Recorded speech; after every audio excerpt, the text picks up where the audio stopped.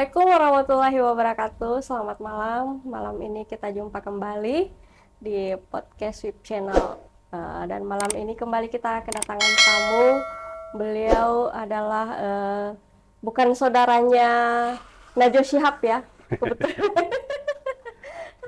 Ada Khalil Shihab di sini. Ya, beliau sekarang menjabat sebagai Kepala Dinas PSDA Sumber Daya Air dan ya, Konstruksi. Sumber Daya Alam. Di tahun 2016 kemarin beliau menjabat sebagai Kepala Dinas SDM ya kan ya? Ya. Iya, di tahun 2016 kemarin 2013 sampai 2013 sampai 2016. Ya. Dan untuk pengetahuan kita bahwa beliau ini adalah sarjana geologi pertambangan, jadi iya. khusus pertambangan. Nah, malam ini kita akan bahas masalah pertambangan, apa sih itu pertambangan, apa jenis-jenisnya, izinnya apa saja, wilayah mana saja yang bisa ditambang, semua akan kita kupas pada malam hari ini bersama beliau. Kita perkenalkan dulu beliau siapa ya, silahkan diperkenalkan. Baik, terima kasih Ibu Eka. Jadi saya tadi sudah disampaikan ya. Nama saya Khalil Shihab.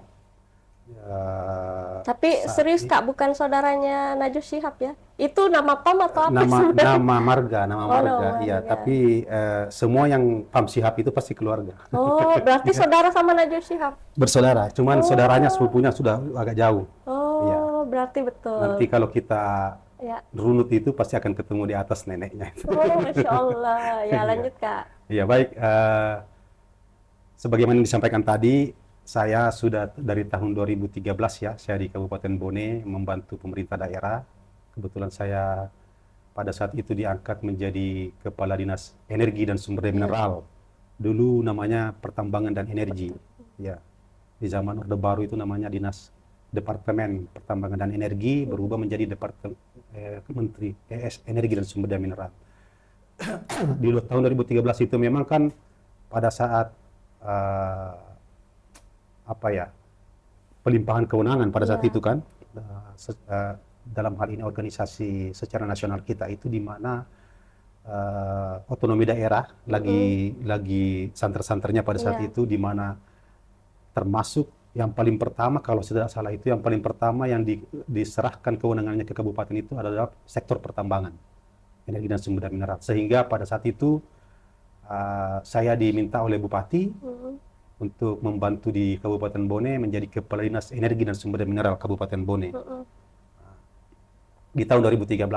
Pada saat itu memang kewenangan kita itu untuk sektor pertambangan. Mungkin saya akan lanjut atau saya jelaskan tentang bagaimana pertambangan? Iya, bisa.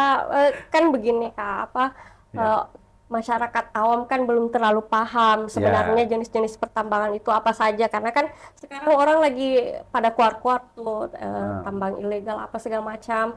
Ada pula yang meributkan bahwa ini ada izin, tidak jelas lah pokoknya mana sih sebenarnya izin pertambangan, izin apa saja sih sebenarnya yang ada di tambang itu. Bisa mungkin langsung dijelaskan. Jadi kalau saya mungkin berikan penjelasan sedikit saya merunut dari awal sejarah pertambangan ya. Dulu kita mengenal Undang-Undang Pertambangan. Sekarang berganti nama menjadi Undang-Undang Mineral dan Batu Bara. Ya. Pada saat itu, kalau saya tahun 2009 itu Undang-Undang Mineral dan Batu Bara itu, di mana dulunya pada saat Undang-Undang Pertambangan itu kita mengenal yang namanya penggolongan bahan galian. Ada golongan A, golongan B, golongan C. Golongan C itu masuk, golongan A itu yang strategis, minyak dan gas bumi, ya kan? Itu strategis. Itu kalau itu tergoyang, itu goyang negara kan, makanya itu dikatakan strategis. Ada golongan B itu vital, vital itu menyangkut hajat hidup orang banyak. Termasuk di dalamnya itu sudah mineral logam, batu bara, emas. Ya mineral logam itu kan mulai dari base metal, tembaga, besi, mangan, perak, dan logam mulia emas, termasuk di dalamnya situ. Batu bara juga masuk di situ. Terus ada golongan C. Golongan C itu yang tidak termasuk di kedua ini, A dan B. Jadi golongan misalkan untuk bahan bangunan, pasir, batu sungai, apa segala macam itu, dan mineral industri, bahan gali industri itu masuk di golongan C. Sekarang berubah nama. Iya. Jadi orang selalu masih golongan C, golongan Iya. C, golongan C kan. Mm-mm. Pada sebenarnya itu namanya sekarang itu berdasarkan Undang-Undang Mineral dan Batu Bara, Undang-Undang Minerba itu sudah berubah menjadi bahan galian logam Mm-mm. dan bahan galian non logam dan batuan. Oh, begitu. Ya. Jadi kalau orang mengatakan non logam dan batuan berarti itu golongan C dulu itu. Oh, begitu. Ya. Berubah nama saja. Berubah nama. Ya. Tapi istilah itu sekarang golongan C itu ABC itu sudah tidak dipakai lagi. Oh, Yang kita pakai itu adalah pertambangan mineral radioaktif, pertambangan batu bara, pertambangan mineral logam, dan pertambangan mineral non logam dan batuan. Nah, itu. siap, siap. Nah, itu. Nah, sekarang itu kan berurut itu peristiwa perubahan-perubahan itu juga membuat perubahan di struktur organisasi pemerintahan kan pada saat itu. Iya. Di tahun 2009 Undang-Undang Mineral dan Batu Bara itu berlaku, dan pada saat itu bersamaan dengan konsolidasi otonomi daerah di mana kewenangan pertambangan itu diserahkan ke kabupaten. Jadi tahun 2013 itu saya masuk ke Kabupaten Bone, Iya. memimpin Kepala Dinas Energi dan Sumber Daya Mineral, dan di situ kewenangan kita masih itu. Pada saat itu kita masih bupati yang diberikan kewenangan penuh untuk mengeluarkan izin tambang. Oh, iya, iya. Ya kan? Tapi untuk kedua golongan ini Kak, atau hanya Semuanya. golongan C? Semuanya. Oh, semua. Pada saat itu semuanya diserahkan. Semuanya gitu. diserahkan 2013, 2012 kalau nggak salah. Ya. Iya. Sehingga 2013 itu saya di sini, kita sudah itu kewenangan untuk sektor penuh masalah tambang itu ada di kabupaten, bukan lagi di pusat. Tapi terjadi perubahan tuh. Iya. Undang-Undang Minerba itu dirubah di tahun 2000, 20. bukan di tahun 2000. Kalau saya tidak salah itu 2000. Kan ada Undang-Undang 2014. Nomor 4 tahun Iya. 2020 atas perubahan Ya, itu. Undang-Undang Nomor 3 tahun Iya, ya itu 2019. 2014 itu berubah kewenangan lagi kembali itu. Undang-undang di Minerba mengatakan bahwa itu kewenangan yang tadinya diserahkan ke kabupaten itu ditarik ke pusat semua lagi. Iya, iya, iya. Tarik ke pusat semua lagi. Dan itu ada jangka waktu 2 tahun. Jadi 2016 itu kita sudah full, tidak lagi kewenangan masalah pertambangan itu sudah diserahkan ke pusat. Semua data-data kita sudah kirim ke sana. Sehingga 2016 itu sudah berlaku, tidak ada lagi pertambangan di Bone yang dikelola oleh, artinya yang dikeluarkan oleh bupati. Iya, betul, betul. Dan kewenangan masalah baik itu perizinannya dan pengawasannya itu semua dia bawa ke pusat. Nah, berkembang lagi itu. Nanti kalau saya tahun berapa ini kemarin ini saya lupa. Itu ada pelimpahan lagi kewenangan pertambangan itu khusus untuk non logam dan batuan yang dulu namanya golongan C itu diserahkan ke provinsi. Iya, provinsi. Jadi provinsi sekarang yang mengeluarkan izinnya Iya, betul. sampai sekarang. Iya. Kabupaten sama sekali tidak ada. Sehingga hampir dikatakan sektor masalah perizinan terutama di pengawasan kita lost di situ. Tidak ada. Kita tidak berhak lagi. Meskipun sebenarnya pada saat itu saya berpikir, saya dengan Pak Bupati menyarankan bahwa karena kita juga, pada saat itu kan tidak ada lagi, kita perubahan nomenklatur juga kan, Iya. di mana yang tadinya ada Dinas Energi dan Sumber Daya Mineral, itu berubah menjadi, itu hari kita menjadi Dinas Perindustrian. Iya, Dinas Perindustrian. Makanya kemarin pada saat saya menyusun itu, saya ada di Dinas Perindustrian itu ada satu bidang yang menangani tambang. Oh, masih ada sampai Masih sekarang? ada. Sampai sekarang sebenarnya masih ada. Oh. Sampai sekarang masih Apa ada. itu Kak, bidang apa? Bidang energi baru dan energi baru terbarukan dan sumber daya alam. Oh. Saya yang susun itu karena kenapa? Saya memikirkan itu sebenarnya, Iya, betul. bahwa loh ini siapa nanti yang melakukan Pengawasan segala macam. Meskipun pengawasan sudah tidak ada lagi, tapi paling tidak ada tugas pokok dan Iya, fungsi betul. kita di sektor itu. Iya. Karena pengawasan sudah diserahkan ke itu. Artinya, kalaupun misalkan kita ada temuan segala macam di lapangan, kita buat laporan untuk diserahkan ke yang siapa yang mengawasi kan begitu. Oh, begitu. Iya. Terus ini Kak, apa kalau untuk penentuan wilayah tambang itu sendiri, biasanya bagaimana tuh prosedurnya? Itu masalah perizinan itu. Itu masalah perizinan. Nah, kalau misalkan kita masuk, itu tadi kan penjelasan secara umum nih. Iya, Artinya sampai saat ini kabupaten, kota itu sudah tidak menangani lagi masalah pertambangan, persoalan izin. Iya. Karena memang agak rancu memang kalau misalkan di mana kita mau, karena tidak ada lagi apa ya, indikator kinerjanya itu tidak ada lagi dalam iya, itu, iya, iya. dalam program kan. Iya, betul. Misalkan di industri. Saya masukkan kenapa di industri itu hari, karena saya berpikir pertambangan itu sebagian daripada industri pertambangan. Iya. Sehingga itu kita perlu kelola, kan begitu. Nah, terus terkait masalah perizinan tadi yang Iya. ditanyakan Bu Eka, itu sekarang ini kan semuanya masih berdasarkan pada aturan Undang-Undang Mineral dan Batubara. Dan untuk sektor logam itu kan ditangani oleh pusat, batubara, logam, Iya. dan strategis minyak dan gas itu masih di pusat, dan non logam dan batuan yang dulunya namanya golongan C itu diserahkan dikeluarkan perizinannya di provinsi, dalam hal ini gubernur kan. Gubernur, iya. Ya. Nah, prosesnya sama secara teknis bagaimana untuk keluarnya suatu izin itu, baik itu logam, batu bara dengan non logam dan batuan, itu sama prosesnya. Diawali dengan misalkan harus terbit dulu wilayah izin usaha Iya, pertambangan. wilayah izinnya. Ada namanya WIUP, disingkat wilayah izin usaha pertambangan. Iya. Setelah mendapatkan wilayah izin usaha pertambangan, dia bermohon Izin usaha perusahaan company bermohon untuk untuk mendapatkan izin usaha pertambangan eksplorasi. Iya. Karena kan terbagi Tapi itu ini sekarang. kan setahu saya juga terbagi ya Kak, maksudnya ada izin usaha pertambangan, ada izin usaha pertambangan khusus, Itu kemudian nanti, ada iya. rakyat, itu beda ya? Beda, beda. akan sama nanti, artinya ada Prosesnya IUPK. maksudnya sama atau beda? Proses perizinannya? Kalau IUPK khusus, Oh, khusus. Pak, bagian daripada kegiatan pertambangan itu apa yang kamu kerja? Oh, begitu. Iya. Jadi misalkan saya jelaskan dulu masalah IUP-nya dulu. Iya, iya. WIU, kita dapatkan WIUP dulu. Setelah WIUP kita terus bermohon untuk mendapatkan IUP eksplorasi. Jadi baru eksplorasi. Baru eksplorasi. Ya. Di sini orang belum bisa melakukan penambangan. Aktivitas apa itu Kak Aktivitas selama kegiatan eksplorasi. Di kegiatan eksplorasi itu kan ada melakukan survei, mengetahui apakah ini potensi atau tidak.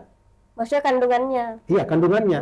Kalau misalkan dia ternyata dari hasil eksplorasinya, misalkan dikasih waktu berapa tahun, 3 tahun Iya. atau 1 tahun, misalkan kalau non logam dan batuan, selama dia eksplorasi ternyata dia dapat laporan bahwa oh ternyata ini prospek cadangannya sekian, Iya. apa segala macam, dan layak untuk dilanjutkan menjadi di tahap selanjutnya.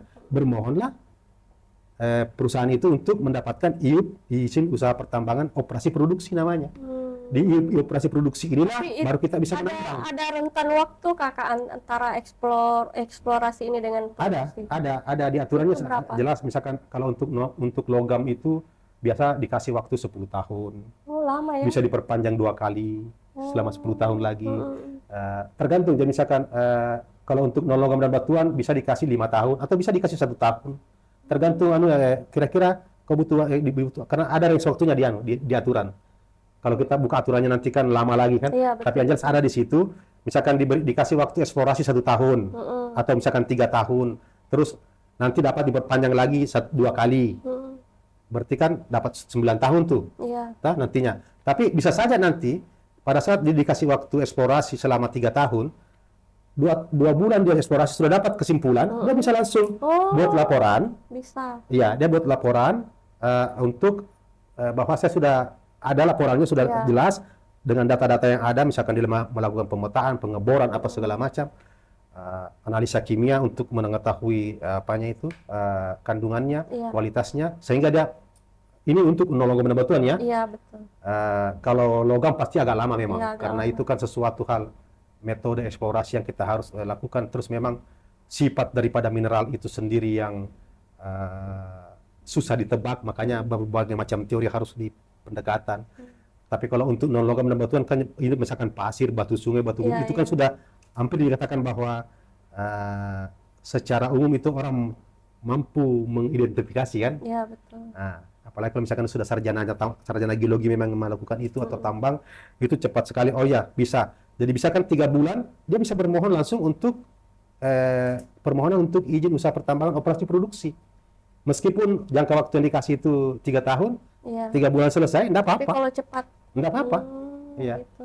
Enggak apa-apa. Tapi ini kalau untuk izin produksinya Kak, apakah kan setahu saya itu ada pemuatan, terus penjualan, seperti itu proses juga. Izin usaha pertambangan operasi produksi di situ termasuk di dalamnya penambangan, Iya. pengolahan, pengangkutan dan penjualan. Berarti Iya, bertahap ada juga. yang pertama itu adalah desain dulu, rekonstruksi, Iya, iya. konstruksi untuk kegiatan pertambangannya, terus penambangannya, terus pengangkutan, pengolahan, atau siapa tahu ada yang mau diolah, dimurnikan apa segala Iya, macam, iya, terus iya. pengangkutan dan penjualan. Itu bagian daripada izin IUP OP produksi. Ada tertuang di dalam suratnya itu. Nanti sekian tahun kamu melakukan ini, penjualan. Nah, apa itu IUPK? Iya. Izin usaha pertambangan khusus Iya. itu diberikan kepada perusahaan yang meskipun dia tidak bergerak di pertambangan. Oh, begitu. Iya, misalkan saya punya peralatan, alat berat banyak apa segala macam. Saya bisa bermohon izin usaha pertambangan khusus pengangkutan. Oh. Khusus pengangkutan dan penjualan. Karena misalkan saya punya truk ada berapa unit misalnya, bikin IUPK khusus pengangkutan penjualan. Karena sebenarnya kewajiban perusahaan itu mengadakan semua ini. Jadi misalkan kalau misalkan saya punya izin tambang, saya punya peralatan apa segala macam, sesudah perencanaannya untuk itu, saya tidak perlu misalkan saya IUPK, karena saya sendiri mampu. Saya nanti bisa kerjasama dengan pemilik izin IUPK kalau saya tidak punya ini. Oke, kamu yang kerjakan ininya. Tapi yang harus dipahami bahwa yang menambang itu tidak boleh orang lain. Yang menambang itu yang punya izin. Oh, begitu. Iya. Yang melakukan pertambangan itu yang punya izin. Tapi misalkan IUPK melakukan penambangan, misalkan dia pinjam alatnya boleh, tapi orangnya yang punya izin itu yang melakukan penambangan. Karena dia bertanggung jawab terhadap masalah lingkungan apa segala macam. Bukan IUPK ini. Kalau misalnya contoh kasus begini nih Kak, misalnya ya, saya misalnya punya izin produksi lah, sudah ada izin produksi. Kemudian saya panggil semua nih yang belum punya izin, penambang ilegal, untuk masuk ke wilayah saya. Itu gimana itu bisa? Bisa begitu, tapi yang jelas kamu yang menambang dong. Kalau misalnya mereka yang menambang, nggak bisa, karena yang memiliki izin itu yang tapi kan harus menambang. atas nama saya. Ya, Misalnya, KSO-nya mana? apa itu KSO? Kerjasama operasionalnya. Oh, harus ada itu. Ya harus ada kerjasama operasional, dan yang jelas intinya yang melakukan penambangan itu dalam undang-undang itu yang melakukan penambangan itu yang punya izin. Kalau yang lain melakukan pengangkutan, melakukan penjualan itu bisa company-nya lain, bisa kerjasama. Makanya ada namanya SIU, surat izin usaha jasa pertambangan, SIUJP. Itu banyak itu di luar tuh yang tidak dia tidak punya tambang, dia tidak punya IUP, tapi dia punya SIUJP, surat izin usaha jasa pertambangan. Jasa pertambangannya itu apa? Dia melakukan pengolahan bisa, dia melakukan pengangkutan bisa, dia masuk ke semua sektor jasanya, masuk itu. Itu kalau Tapi saya punya izin, seperti itu Kak diurus di provinsi juga? Ada, semua ada. Tetap ada. SIUJP namanya, surat izin usaha jasa pertambangan. Atau IUPK khusus pengangkutan. Bisa juga itu. Izin usaha pengangkutan. Oh, berarti beda-beda ya izinnya. Iya. Oh, beda-beda. Terpisah. Kalau saya punya tambang, punya IUP, tidak perlu saya urus itu. Karena kita harus sebenarnya saya memiliki itu. Ya, betul. Tapi karena misalkan saya belum memiliki itu, ada satu perusahaan yang kita bisa pakai. Ada dia punya surat izin usaha jasa pertambangan. Apa jasa apa kamu di situ? Pengangkutan. Oke, sini masuk. Makanya sebenarnya aturannya sudah jelas. Jadi kalau misalkan tiba-tiba saya punya truk datang ke situ, bisa itu pelanggaran itu. Ada SIUJP-nya enggak itu? Siapa punya itu? Ada surat izin usaha jasa pertambangannya untuk pengangkutan tidak? Ya, atau ada IUPK khusus pengangkutan penjualan? Surat-suratnya dicatat. Iya. Ada enggak itu? Kalau enggak ada, enggak bisa sebenarnya itu. Karena kenapa? Kan aturannya kan sudah jelas. Termasuk nanti itu akan berdampak ke semua permasalahan. Permasalahannya apa coba? Kalau misalkan saya punya truk, pakai ini truk saya. Enggak apa-apa sih, kalau enggak apa-apa kalau misalkan dia mengaku bahwa itu truknya dia. Iya. Enggak apa-apa. Oh, enggak apa-apa. Enggak apa-apa, tapi misalnya kalau terjadi apa-apa, yang dituntut itu bukan ini bukan yang punya truk loh, yang punya perusahaan. Iya, yang mengaku. Perusahaan yang dituntut. Betul. Karena misalkan kalau terjadi kecelakaan tambang, ada segala macam. Yang dituntut itu bukan yang SIUJP. Iya, betul. Yang dituntut itu adalah siapa yang punya izin. Yang punya izin. Makanya tanggung jawabnya besar. Oh, begitu. Iya. Terus ada contoh kasus lagi nih Kak, misalnya kan kita kan tidak tahu ya wilayah tambangnya misalnya sejauh mana. Kalau misalnya dia ngaku punya izin nih, tapi nambangnya di luar wilayah boleh tidak, Kak? Nggak bisa. Yang punya izin itu, izin usaha, yang punya IUP itu kan ada koordinatnya. Di dalam IUP, Tapi SK kan IUP, orang tidak tahu. Yang tahu batas wilayah saya kan cuma saya misalnya yang punya izin. enggak, itu kan kenapa orang tidak tahu? Karena yang punya izin berkewajiban mematok wilayahnya. Tapi Ada kan selama patok-patok ini batasnya. tidak pernah ada yang seperti itu, Kak. Nah, itu harusnya dilakukan kewajibannya dia. Itu ya, hal-hal yang seperti begitulah sebenarnya yang harus dilakukan supaya orang paham. Iya. Ada namanya pematokan Sampai kata mana? Iya, batas. betul. Jangankan di IUP OP, Iya. IUP eksplorasi harus sudah dipatok batasnya. Saya mau eksplorasi di sini. Ada base BM-nya, titik patoknya ada, berapa titik koordinat, semua dipatok tuh sebenarnya. Harus ada. Dan itu harus dilakukan. Tidak mengenal apakah dia tambang golongan C yang dulu ya, non logam dan batuan, atau itu semua pasti dilakukan itu.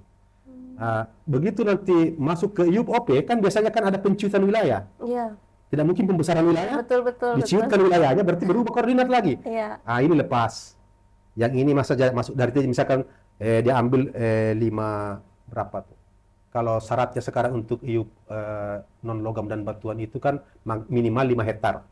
Tidak boleh lagi dibawa daripada 5 hektar. Terus yang kedua, tidak boleh perorangan lagi, harus berbadan usaha. Karena aturannya dalam undang-undang begitu. Kenapa harus berbadan usaha? Karena kalau dia perorangan, terus kalau dia di bawah 5 hektar, aturannya tidak bisa kita tarik pajaknya. Karena dasarnya dari situ, di bawah 5 hektar. Terus, nah, apalagi sehingga semua aturan itu, yang tadinya misalkan dikasih katakanlah 10 hektar, terus di UP ada penciutan wilayah menjadi 6 hektar misalnya, berarti kan koordinat berubah. Harus dipatok lagi tetap batasnya itu untuk melakukan kegiatan. Artinya apa? Masyarakat yang datang ke situ yang awam tahu, oh ini ada batas nih, batas tambangnya di sini.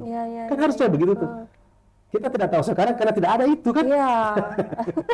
Mana batas-batasnya nih kan itu. Iya, Kak, karena kemarin ada kasus nih kan, ada wilayah di situ yang mau ditambang, mau dijual. Pas ditanya Pak Desanya ternyata itu malah masuk kawasan. Nah itu. Nah, jadi persoalan kawasan juga menjadi persoalan, sebenarnya tidak ada permasalahan. Kenapa orang menghindari kawasan?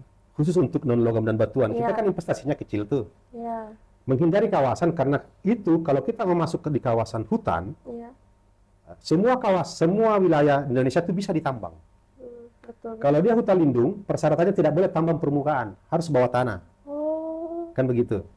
Kalau dia hutan produksi terbatas, ada namanya kalau di kegiatan eksplorasi ini, ada namanya IPPKH, izin pinjam pakai kawasan hutan eksplorasi untuk kegiatan eksplorasi.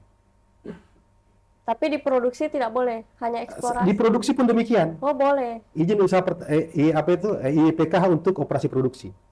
Jadi pada saat dia eksplorasi, dia harus bermohon untuk izin pinjam pakai kawasan hutan di Kementerian Kehutanan, dan di situ ada PNBP, pendapatan negara bukan pajak yang harus masuk. Gitu. Nah, di operasi produksi lagi, dia bermohon kembali lagi tuh. Saya mau izin pinjam pakai, saya sudah mau operasi produksi nih, sudah mau menambang. Berarti saya akan membongkar di kawasan hutan. Ada izin tuh, dan harus ada feedback masuk ke negara. Karena ini kan harusnya kan dihutankan. Tapi karena kamu bermohon, oke, ada tuh per hektarnya berapa itu? Tanam tumbuhnya dihitung, sekian kau harus masukkan ke negara. Gitu tuh. Itu bisa, tapi kalau untuk misalkan non logam dan batuan kan pasti kan biayanya besar tuh. Makanya dia menghindari kawasan hutan, dia APL saja, betul. area penggunaan lain saja kita ambil. Karena kita tidak mampu dong bayar itu misalnya. Berarti kalau yang penambang yang tidak punya izin, berarti mereka tidak bayar pajak, kan? Nah itu dia. Bagaimana caranya juga? Seperti gimana ini pemerintah yang bertanggung jawab pengawasan sekarang provinsi misalnya. Bagaimana caranya dia mau pergi melihat, mengawasi, membina. Yang dia bina itu yang punya izin. Yang tidak punya izin, berarti kan itu. Pernah saya ngomong soal itu di KPP saya ngomong itu hari. Sampai ada mungkin yang agak tidak enak ke saya. Nah itu benar. Orang yang tidak memiliki izin dan menambang itu pencuri itu. Iya kan? Apa bedanya kalau dia lewat terus diambil Tapi kan pencurian dibiarkan. Iya, maksud saya ini anunya harusnya secara aturan Iya. dia melakukan kegiatan tanpa ada izin Iya, dari betul. negara kan.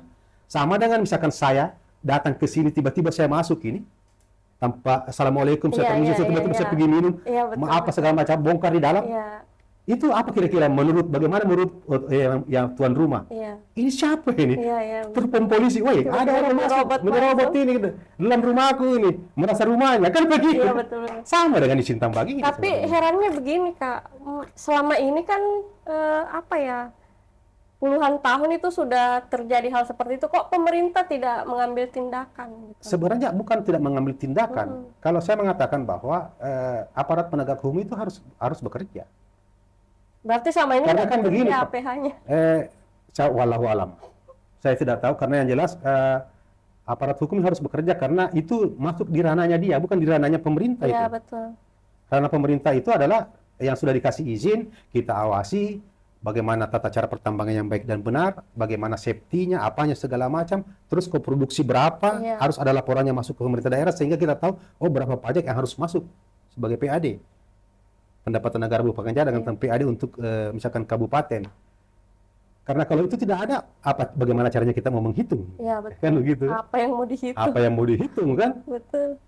Sehingga disitulah sebenarnya kebocoran paling besar itu di sektor Iya, sumber betul. daya alam. Betul, betul. Karena seharusnya kalau seandainya itu tertangani semua, saya bayangkan itu, waduh, Kabupaten Bone ini Pak, saya mengatakan bahwa hampir seluruh wilayah itu adalah potensi tambang. Mulai dari logamnya, non logam dan batuannya semua, bahkan bahan galian industri. Kalau saya mau jelaskan semua potensi logam kita di Kabupaten Bone ini, insya Allah dalam tahun ini pasti sudah ada yang jalan. Makanya pernah saya sampaikan sama Pak Wakil Bupati, insya Allah dalam tahun ini Puang, Kabupaten Bone itu akan sudah ada kegiatan pengolahan dan pemurnian di sektor logam. Maksud saya gini loh Kak, kenapa pemerintah tidak mengambil inisiatif kita duduk semeja lah, maksudnya semua penambang yang selama ini ilegal diundang, kemudian undang APH-nya, duduk bersama dengan pemerintah, ini dicarikan solusi nih. Nah, kayak gimana? dulu saya pernah berinisiatif melakukan itu Iya. pada saat masih kewenangan kita. Hmm. Di tahun 2013 saya menjadi Kepala Dinas Energi dan Sumber Daya Mineral, saya membuat suatu semacam apa ya, bukan organisasi, saya membuat pusat edukasi pertambangan pada saat itu. Iya. Program inovasi saya tujuannya adalah merangkul semua itu, Penambang ilegal ini. mau penambang. Jadi ceritanya di Tapi pusat di zamannya kita masih sudah ada yang legal atau memang tidak? sudah ada yang ada yang ilegal, sudah ada yang ilegal. Yang legal maksudnya? Yang legal ada, yang ilegal pun ada. Sehingga saya bilang bagaimana caranya ini kan? Iya, iya, iya. Yang legal kan mengeluhkan sama kami. Iya, betul-betul. Pak, kita yang punya izin, Repot-repot urus izin. repot urus izin, kita bayar pajak, terus yang tidak berizin juga melakukan hal yang Beroperasi sama, juga, iya. dan harganya lebih murah karena Iya, pasti dapat betul-betul. tingkat. Sementara kita tidak bisa Pak, karena kan kita harus kewajiban ada. Iya, betul. Jadi harga sekian. Nah, semua permasalahan itu saya rangkum sudah. Oh, berarti kita harus duduk bersama ini. Iya, betul. Semua pemangku kepentingannya ada di Bone, pemerintah, aparat penegak hukum, masyarakat, penambang, itu bergabung di pusat edukasi pertambangan. Iya. Karena saya bilang kenapa ada edukasinya? Karena harus diedukasi nih semua masyarakat Iya, ini. betul. Contoh, gabung semua di sini. Itu hari kalau nggak salah itu Pak Ketuanya itu Pak Haji siapa lagi yang di Bajo ini? Amir Bandu bukan? Amir Bandu. Iya, pada saat itu masih segar-segar Amir Bandu. Oke, siap, Puang. Saya yang anunya. Oke. Pak Haji Amir yang jadi ketua PWP. Jadi nanti kita bikin strukturnya, ada orang teknis yang menangani masalah, perizinan. Jadi datang nih semua, baik yang tidak punya izin, yang ada izin, kita duduk di sini, kita gabung di sini. Yang tidak punya izin, kita uruskan izinnya. Iya, betul. Kita uruskan izinnya. Datang pihak APH, apakah dari TNI, dari Polri, masuk semua di sini. Iya, betul. Kita gabung di sini. Karena di sini pasti ada jasa nanti. Ada jasa yang harus terbit, Iya. dan itu yang kita akan sebagai kontribusinya kita ke semua. Iya, betul, betul. Jadi misalkan kalau sudah berizin semua ini, sudah berarti pemerintah sudah enak menagih, Iya. toh? Kita juga sudah tenang semuanya, dan bahkan sampai safety-nya itu. Ada toko-tokonya nanti tuh, bagi yang mau kalau menambang itu harus ada safety belt-nya apa Iya, segala betul, macam. betul. Ada tuh, beli di sini. Iya, Kan begitu. iya, iya, iya. Itu rencana saya tuh rencana yang sangat matang, Tapi begitu itu sudah klik, Iya. kewenangan ditarik. Kewenangan kan ditarik 2016 tuh. Iya, iya, iya. Sudah tidak bisa lagi. Berarti belum sempat terwujud. Aduh, ya? ini belum sempat terwujud. Tapi sudah itu hari sudah jalan. Sudah sempat jalan itu. Jadi sudah ada yang beberapa diuruskan izinnya. Sudah ada, belum ada yang diuruskan izinnya. Baru kita kumpul semua data-data. Waduh, langsung kewenangan ditarik. Ya sudah, saya bawa ke provinsi, tapi provinsi tidak tanggapi. Karena itu hari kan langsung ke pusat dulu, semua kan. Jadi semua perizinan di pusat, sehingga kalau saya ke pusat ini kan jauh pasti kan. Kalau ke provinsi mungkin saya bisa koordinasi. Iya. Ya. Kalau untuk sekarang Kak, maksudnya apakah tidak bisa dilakukan pemerintah yang memfasilitasi? Bisa sebenarnya, bisa. Terus Cuma- kendalanya di mana? Apanya? Kendalanya di mana? Kendalanya karena kan kewenangan bukan di kita lagi. Itulah maksud saya, pemerintah kabupaten bisa membantu untuk memfasilitasi mereka. Harus ada orang yang bekerja atau kalau saya punya usul sebenarnya kalau di kita ini di kita di pemerintah kan sudah tidak ada lagi yang menangani itu. Yang di perindustrian? Perindustrian Tidak itu bisa. tidak bisa lagi karena dulu kan saya buat itu sebenarnya karena kenapa? Supaya ada yang menangani. Tapi sekarang itu dia dikejar di kinerja. Kalau saya tangani ini tidak ada kinerjanya, nol. Betul. Karena di sana kan industri. Dia kan semua di sana itu adalah orang yang apa ya? Fungsional industri semua. Tidak ada industri, tidak ada masalah tambang. Sehingga paling sumber daya alam. Jadi dan apa indikatornya itu tidak masuk semua dan itu diatur dalam Kepmen perindustrian. Jadi saya bilang wah susah memang ya. Jadi harusnya memang ini yang bergerak ini adalah masyarakat. Kalau saya sih Berarti kita ada semua kalaupun bisa, ya paling lembaga independen. lembaga independen di Bone Mm-mm. berdiri. Tidak apa-apa ambil itu pusat edukasi pertambangan Iya, Bone, betul-betul. EP Bone. Kita bergabung di situ semua. Kita bergerak di situ untuk bagaimana mengakomodir ini dan itu nanti kita kalau perlu kita dilegalkan oleh oleh pemerintah bahwa kita ini bergerak untuk ini tujuannya itu Iya. sehingga nanti membantu pemerintah dalam hal ini misalkan untuk yang ke provinsi bahwa di Bone begini kondisinya loh, tolong diuruskan begitu. Kita memfasilitasi itu bisa di Kabupaten Bone lengkap semua, tenaga teknisnya ada kok, orang geologi banyak di sini.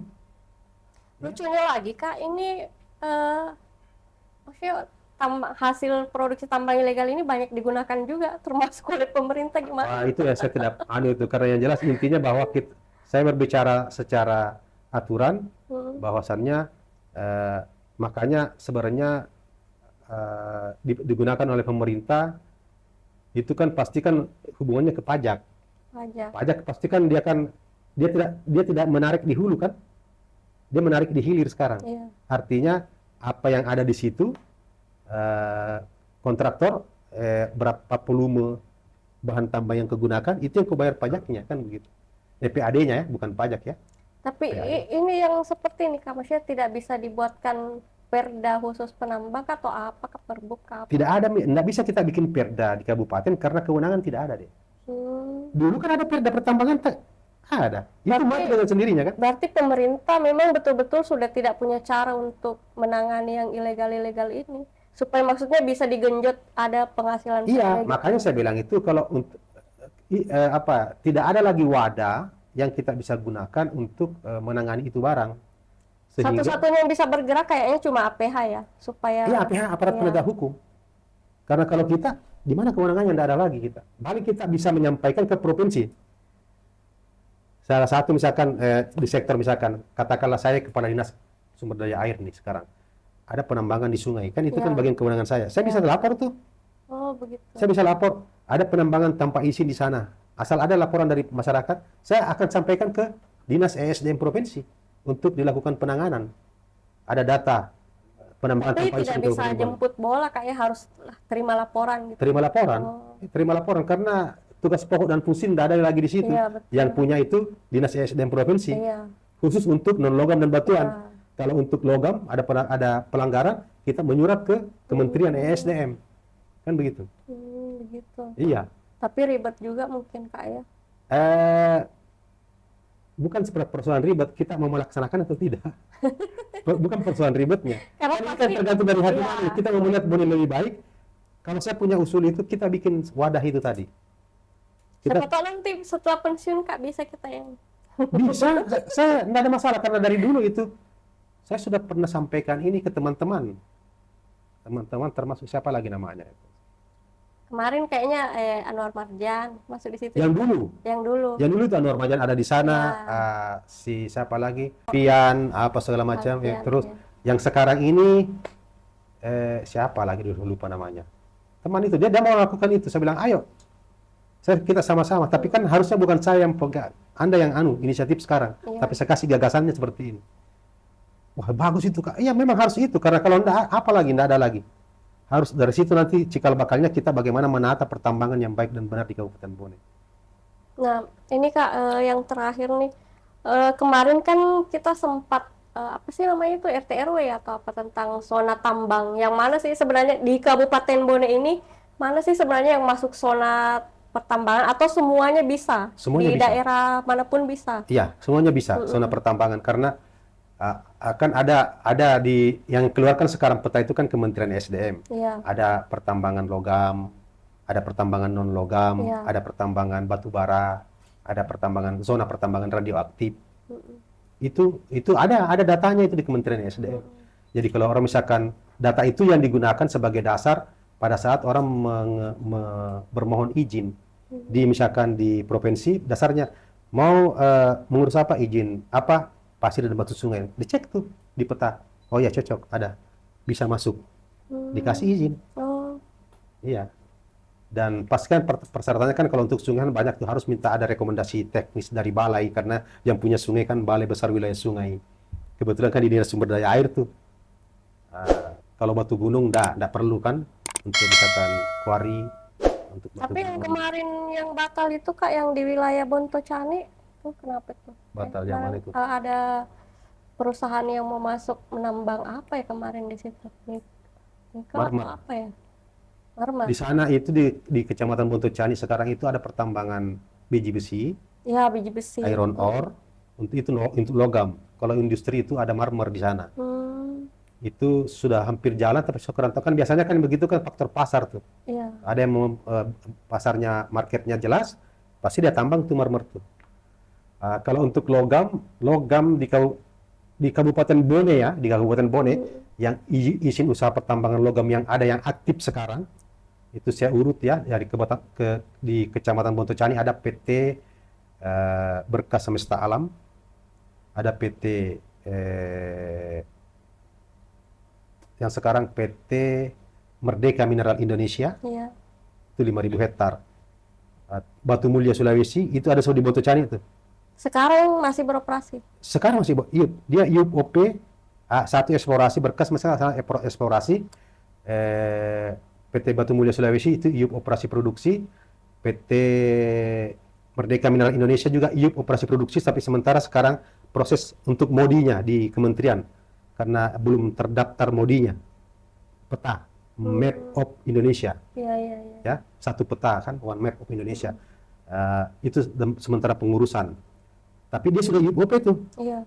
Nah, terus di Kecamatan Salok-Meko ada PT Jatropa, itu juga IUP OP produksi Apa itu Kak jenis kandungan? tembaga. Oh, tembaga. Nah, kalau yang di sana tadi itu iron ore, kalau terus PT Artesis Indonesia di Tondra, itu juga tembaga. PT Wijaya Eka Sakti, itu juga tembaga. Itu yang logam. Jadi ada berapa tuh semua tuh? Wijaya Eka Sakti, banyak, Kak, ya. Artesis Indonesia, Jatropa, Bangkit Persada, Merdeka Mineral Indonesia, Batu Mulia Sulawesi, Berkas 6 izin yang aktif sekarang di Bone untuk logam. Logam. Kan itu kan tapi kan jangka waktunya lama tuh. Iya. Yang saya tidak punya data sekarang ini yang non logam dan batuan. Wah, kalau itu menjamur tuh Kak. Karena saya tidak tahu datanya sekarang terakhir itu yang punya IUP. Yang setahu saya yang punya IUP itu ada yang baru-baru tuh di mana? Di Kecamatan Patimpeng itu ada 1, 2, 3 izin di sana.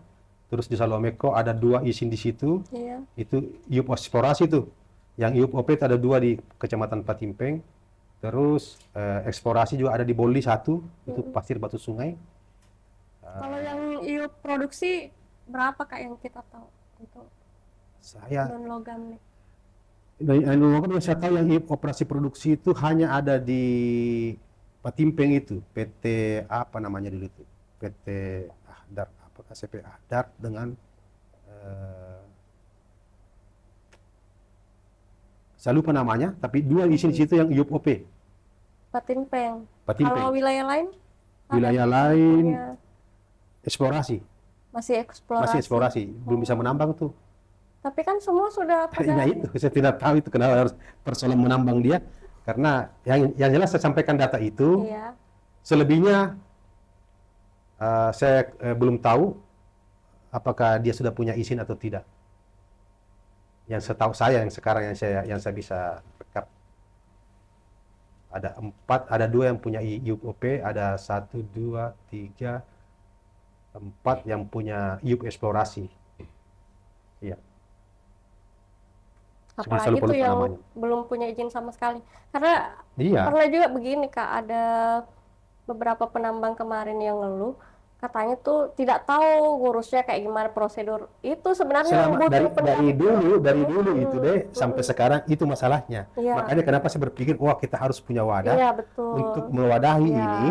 Jadi kita menawarkan jasa iya, buat ngurus. iya, ayo saya uruskan izinnya supaya klik ini barang. Iya, betul.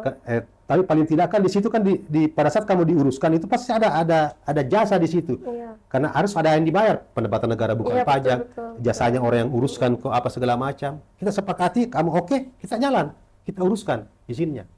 Karena di sana harus misalkan izin lingkungannya, Iya. apanya segala macam. Dan kita punya di wadah itu, di pusat edukasi misalnya itu, ada orang teknis memang, sarjana yang khusus di bidang itu. Iya, betul. Ada sarjana tambang di sini, ada sarjana geologi di sini. Kita manfaatkan semua itu potensi. Terus kita mampu-mampu semua melakukan pengurusan kan, Iya, betul. perizinan supaya semua berizin aman ini Iya, barang ini. betul. Nggak perlu Data kiri kanan gitu kan. nggak perlu lagi. Iya, nggak perlu Karena kenapa? kucing-kucingan sama. Di wadah ini ada kita semua, Iya, ada betul. TNI Polri ada di sini, masyarakat ada di sini, pemerintah ada di situ gitu. Oh, boleh tuh Kak, nanti Iya, kita ini ya. sudah. Aduh, siapa lagi namanya teman kita yang satu? Nanti kita anulah itu. Ya, Sudah, boleh lah. sudah ada yang menginisiasi itu, saya kasih ide dan dia siap. Iya, paling bagus itu karena saya berpikir kewenangan sudah tidak ada. Iya. Siapa lagi yang mau memikirkan Iya, ini betul, daerah betul. kalau bukan kita semua? Iya. Iya. Terutama persoalan pajaknya itu kan kasihan Iya. selama ini digerus, tanahnya digerus. Karena kan tata cara pertambangan yang Iya. baik dan benar juga harus dilakukan. Itu contoh kemarin, contoh yang di Jawa Barat itu, yang jatuh itu berapa korban itu. Iya, Itu karena betul. pertambangan yang tidak melaksanakan good mining practice namanya. Tata cara pertambangan yang baik dan benar. Ada, pada saat kamu menambang itu harus begini modelnya. Kalau misalkan kamu ambil satu gunung itu harus dari atas berputar Iya. turun, bukan dari tebing Iya, jatuh, betul, kan betul, begitu. betul. Ada tata caranya dan itu harus pusat edukasi itu yang mengedukasi Iya. itu. Mulai dari awal terbit izin sampai dia menambang kita ada di sana. Itu pusat edukasi pertambangan. Berarti Karena harus sudah- betul-betul didampingi. Karena sekarang itu di nasional sudah ada itu. Ada satu apa namanya? Lembaga menangani masalah tambang Iya. Oh, di luar apa namanya itu? Di luar pemerintah, namanya lembaga non pemerintah. lembaga non pemerintah ya. Berarti memang hanya dua opsi ya untuk menyelesaikan ini Kak. Pertama APH, kedua buat lembaga untuk membantu Iya. pengurusan izin yang ilegal ini. Iya. Saya masuk di organisasi itu deh sekarang. Oh, berarti bisa itu Kak diterapkan di Bone juga. Pertambangan Indonesia itu bisa menjadi. Saya sudah pernah menyampaikan bagaimana kalau saya buka cabang di Bone. Iya. Ya, oh ya bisa. Ah, cocok Nah, itu. ya. Cuma itu hari mengatakan kita bikin sendiri. Enggak apa-apa mau bikin sendiri pusat edukasi pertambangan itu atau kita langsung karena sudah ada pusat Jakarta, Iya. kita tinggal bikin cabangnya di Bone, siapa ketuanya apa segala Iya, macam di situ. betul, betul, Sama betul, saja. Yang jelas apa isinya itu sama. Kita mau mengedukasi. Iya, mengedukasi. Ada Ya. pertambangan Indonesia apa namanya saya lupa. Dan saya ada di dalam situ. Masih ada Saya Kak kira- yang bisa kita sampaikan soal tambang? Saya kira sebagai penutup, Ya, silakan. sebagai closing Closing statement, saya sebenarnya dari dulu saya datang ke Bone itu memang ditugasi oleh Bapak Bupati untuk mengatur masalah pertambangan, Iya. sehingga saya punya apa ya, jiwa saya itu bagaimana berpikir selalu di Bone ini eh, pertambangan itu tidak carut marut. Jadi sehingga kita harus hadir di situ, apakah sebagai pemerintah ataupun sebagai masyarakat, bahkan sebagai aparat penegak hukum kita bergabung. Mari kita sama-sama memikirkan bagaimana bisa pertambangan di Bone itu bisa berjalan dengan baik dan benar supaya bisa betul-betul kemanfaatannya untuk masyarakat Iya, bisa dirasakan. betul, Iya. betul. Karena kalau saat ini pasti ibaratnya carut marut yang kita sampaikan tadi. Kita ingin masuk ke situ supaya pertambangan bisa bermanfaat untuk masyarakat. Iya, dirasakan bersama, Dirasakan bersama bukan oleh masyarakat. dirasakan segelintir Iya. orang saja. Itu. Dan itu bisa terjadi kalau kita mau bersatu. Iya, insya Saya Allah. kira itu ya. Iya. Terima kasih. Terima kasih banyak Kak. Sebenarnya malam ini agak seksi pembahasan karena kalau masalah tambang dibahas tuh memang apa ya, yang namanya ilegal tuh kalau dibahas pasti menarik. Iya. Terima kasih banyak sudah Iya. hadir pada malam ini. Baik. Semoga pemaparan kita pada malam ini bisa mengedukasi masyarakat di luar sana, yang mana sih yang masuk dalam wilayah pertambangan, apa sih jenis-jenis pertambangan itu. Tadi sudah dipaparkan, walaupun mungkin masih ada yang kurang, nantinya kita akan bahas kembali kalau misalnya ada contoh kasus, atau mungkin ketika nanti sudah bentuk lembaga independennya bisa kita undang kembali. Iya, baik. Ya, mudah-mudahan. Sekian, wabillahi taufiq wal hidayah. Wassalamualaikum warahmatullahi wabarakatuh. Waalaikumsalam.